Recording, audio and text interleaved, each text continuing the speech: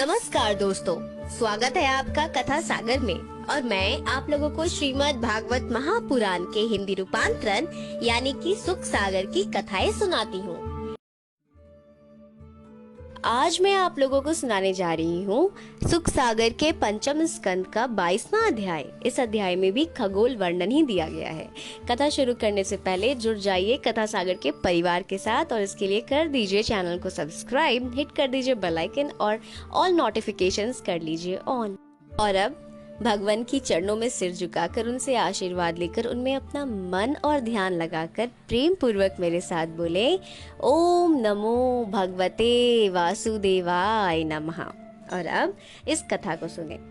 श्री सुखदेव जी जब राजा परीक्षित को सूर्यदेव के बारे में बताते हैं, कैसे सूर्योदय होता है, कैसे उनकी गति होती है, कैसे 12 महीने होते हैं, 6 ऋतुएं होते हैं, तब इतनी कथा सुनकर राजा परीक्षित बोलते हैं, हे मुनीश्वर, आपने जो कहा कि सूर्य की राशियों के अभिमुख चाल में मेरु बाएं हो जाता है, सो ये कैसे होता है?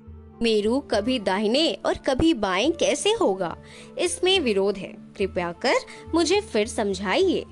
जब श्री सुखदेव जी राजा परीक्षित की बात बोलते हैं और 20वें अध्याय में श्री सुखदेव जी ये सारी बातें राजा परीक्षित को समझा चुके हैं, तब इस अध्याय में श्री सुखदेव जी राजा परीक्षित से बोलते हैं, हे राजन, जैसे कुम्हार के चाक पर बैठी हुई चींटी इत्यादि जीव चाक के बाएं ओर चलते हैं और चाक उससे उल्टा घूम रहा है, यह उसकी 2 प्रकार की चाल है। एक यह कि जो वह स्वयं घूमता है, और दूसरा यह कि वह जो चाक के साथ घूम रहा है।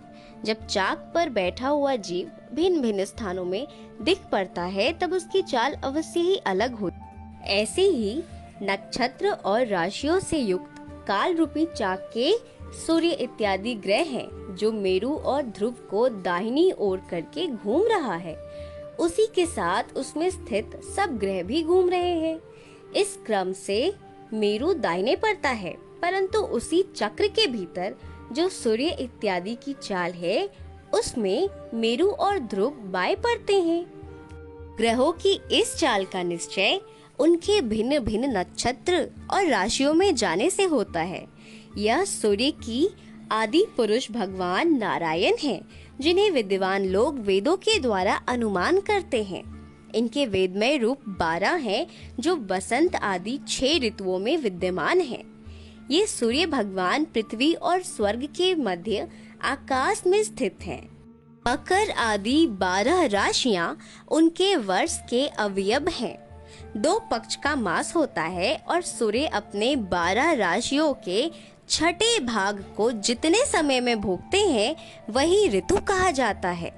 पृथ्वी और स्वर्ग के मंडलों सहित आकाश मंडल को सूर्य के एक चक्कर को संवत्सर, परिवत्सर, इडावत्सर, अनुवत्सर और वत्सर कहते हैं। चंद्रमा सूर्य की किरणों के मंडल से 1,00,000 योजन ऊपर है, जो बड़े वेग से और बहुत ही शीघ्रता से चलता है। सूर्य जितना 1 वर्ष में चलते हैं, उतना वह 2 पक्षों अर्थात 1 महीने में चलता है। चंद्रमा अन्नमय, अमृतमय और सर्वमय भी है। इंद्र मंडल से 3,00,000 योजन उत्तर अभिजित नक्षत्र है। इसमें ईश्वर ने 28 नक्षत्र नियोजित किए हैं, जो मेरु की दक्षिण ओर फिरते हैं। उसके ऊपर 2,00,000 योजन की दूरी पर शुक्र, और उससे ऊपर इतनी ही दूरी पर बुध, और इतनी ही दूरी पर मंगल विद्यमान है। मंगल के ऊपर 2,00,000 योजन की दूरी पर बृहस्पति, और इतनी ही दूरी पर शनि, और शनि से 11,00,000 योजन की दूरी पर सप्तर्षियों का स्थान है, जो ध्रुव पद की प्रदक्षिणा किया करते हैं। शुक्र वर्षा करता है और सब प्राणियों को शीतल देता है। बुध जब सूर्य के आगे हो जाता है, तब आंधी और बादल उत्पन्न करके अनावृष्टि का भय उत्पन्न करता है। और यदि मंगल टेढ़ा ना चले, तो 3-3 पाख में 1-1 राशियों को भोगता है। इस प्रकार मंगल प्रायः अशुभ ग्रह है, जो दुख की सूचना करता है, और शनि 1 राशि भोगने में 30-30 महीना लगा देता है। बृहस्पति एक राशि में वर्ष वर्ष भर लगा देता है। यह प्रायः ब्राह्मण कुल के लिए शुभदायक है जब टेढ़ा ना हो, लेकिन शनि महाराज तो सबको ही दुखदाई है, जो अकेले ही सब राशियों के भी भोगता है। इसी के साथ 22वां अध्याय यहीं पर संपूर्ण होता है। तो सब कोई मेरे साथ एक बार प्रेम से बोले, ओम नमो भगवते वासुदेवाय नमः।